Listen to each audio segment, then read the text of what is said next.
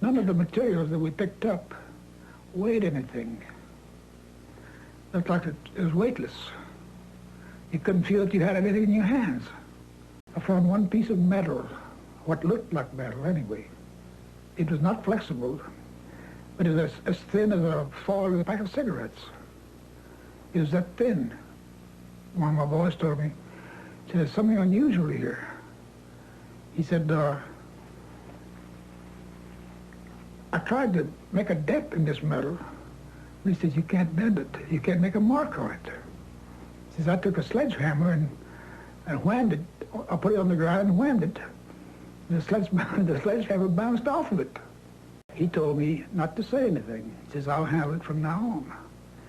And that's exactly what he did. When he came out, he said, he told the press that was there, he said, that was nothing but a weather balloon, crashed weather balloon. It was definitely not a weather balloon. And it was an aircraft. So what it could have been, I wouldn't know. I still don't know. They took pictures, of course. They had a whole flock of microphones there. They wanted me they wanted some comments from me, but I wasn't at liberty to do that. So all I could do is keep my mouth shut.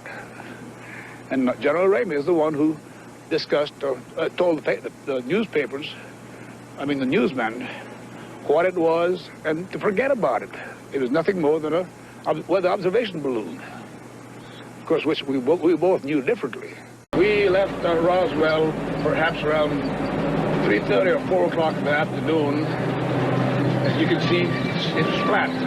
It is very difficult. In fact, with just verbal directions, we never would have found it.